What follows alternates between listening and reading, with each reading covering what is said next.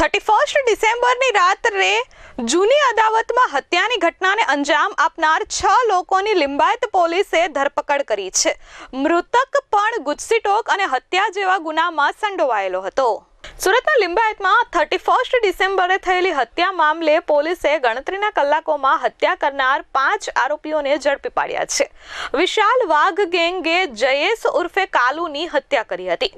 જૂની અદાવતમાં આ હત્યા કરવામાં આવી હોવાનું સામે આવ્યું છે. પોલીસે વિશાલ ઉર્ફે કૃષ્ણા ગોરખ વાઘ, ઓમ ભાઉ સાહેબ ગિરાસે, યશ ઉર્ફે ઈશુ આશીષ વ્યાસ, વેદાંત અનિલ નિક્રમ અને ભગવાન ઉર્ફે રાહુલ ઉર્ફે ગોલિયા ચંદ્રકાંત સુથાર તથા કાયદાના સંઘર્ષમાં આવેલા એક સગીરને ઝડપી પાડ્યા છે. મૃતક જયેશ ઉર્ફે કાલુ વિરુદ્ધ પણ હત્યા અને ગુજસીટોકના ગુના નોંધાયેલા હતા.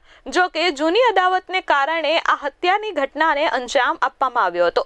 મૃતક જયેશ જ્યારે પોતાના સોસાયટીના નાકે ઊભો હતો ત્યારે આ 5 થી 6 લોકો ત્યાં આવ્યા હતા અને ચપ્પુના ઘા ઝીકી ફરાર થઈ ગયા હતા. 31 ડિસેમ્બરની રાત્રે હત્યાની ઘટનાને અંજામ આપ્યા બાદ આરોપીઓ ફરાર થયા હતા.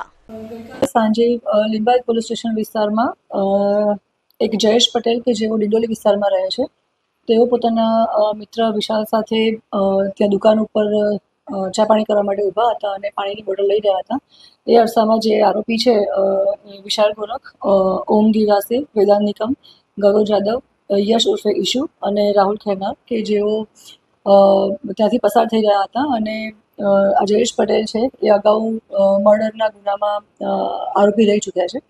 અત્યારે જામીન ઉપર છૂટેલા હતા અને તેને જોતા જે આ વિશાલ ગોરખ અને એના સાથીદાર મિત્રો છે એ લોકોએ અંદર સંવાદ કર્યો કે આ એ જ જયેશ છે કે જેણે આપણા મિત્રનું મર્ડર કરેલું હતું અને મારા મધરને પણ મારેલા હતા.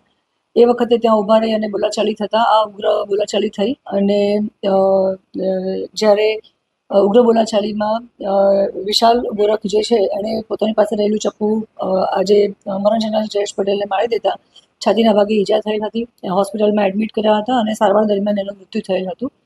જે સંદર્ભે લિંબાયત પોલીસ સ્ટેશનમાં મર્ડરનો ગુનો દાખલ થયેલો છે અને અમારી 5 આરોપીઓને અમે એરેસ્ટ કરેલા છે. અગાઉ જે મરણ જનાર છે જયેશ પટેલ, એણે જે મર્ડર કરેલું હતું, આરોપી જે છે અત્યારે વિશાલ ગોરખ, એના મિત્રનું મર્ડર કરેલું હતું અને વિશાલ ગોરખના માતાને પણ જે તે સમયે એણે મારામારી કરેલ હતી. એ વાતની અદાવત રાખી અને વિશાલ ગોરખ વાઘે ચપ્પુથી મરણ જનાર ઉપર હુમલો કર્યો હતો અને સારવાર દરમિયાન એનું મૃત્યુ થયું હતું. મૃતક જયેશ એ નાની મોટી છુડક મજૂરી અને જોબ પણ કરતો હતો. Bureau report S24 news, Surat.